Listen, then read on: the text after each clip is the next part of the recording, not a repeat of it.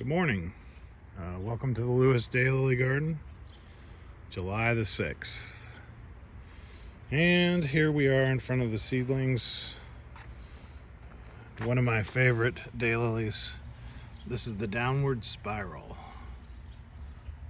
It's going to be introduced this year, but you're looking at the last plant of it, which is too bad, but I traded a lot of the other pieces out. So it goes. And this one is out of a future intro called Fractured. I love the concentric rings in it. And over here is Dan Robart's Too Little, Too Late. Nice pairing of 3 blooms there. Really enjoy using that one.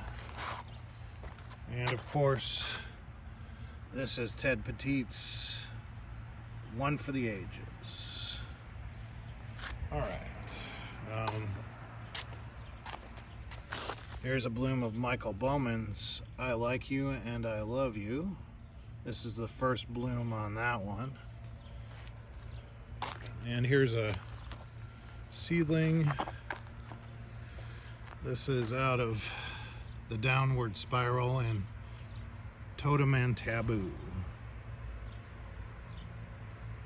It's pretty good. I like the height of the scape.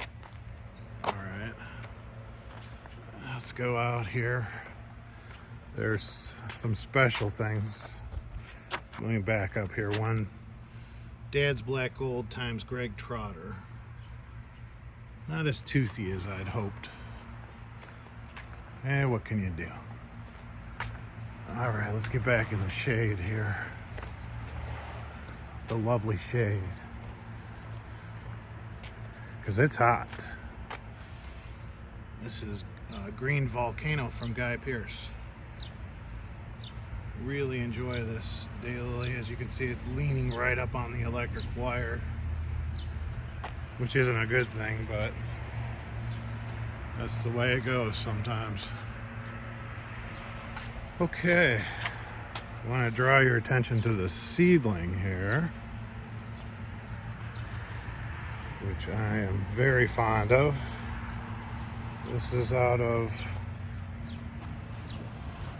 Fantastic Barbara Watts and Bowtie Affair.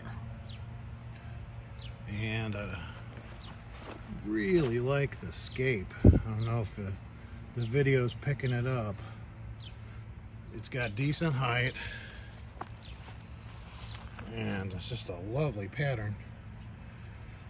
This little baggie you see here is to try to keep the deer away. It's made by a company called Green Screen.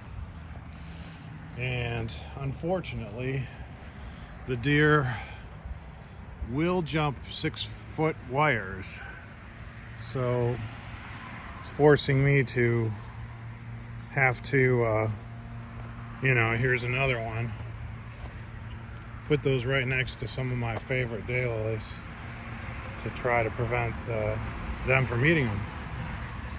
Here's Jade Ovation from the Salters, Jeff Salter. Lovely green edge on that one. I'm gonna take you out here to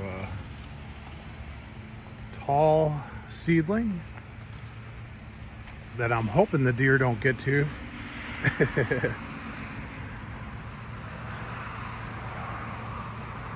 There we are.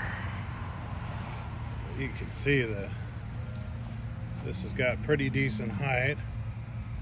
This is out of Absolute Ripper, and I think it's Space Coast Chomp Chomp. Let me come around this side of it.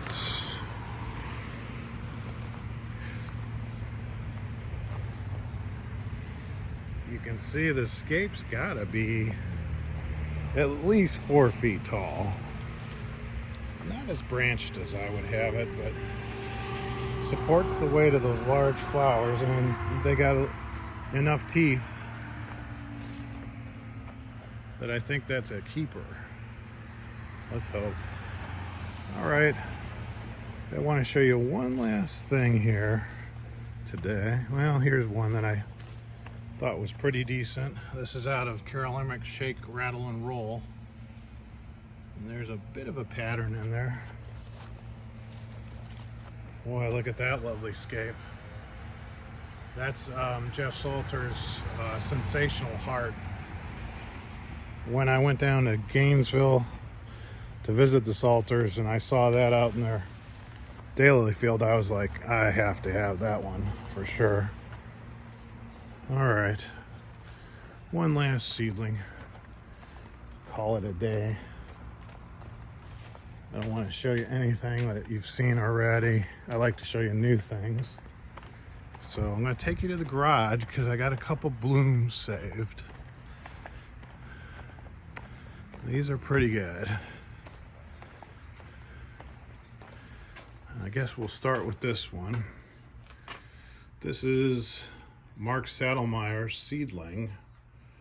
And what I like about it is that it's a pattern with teeth.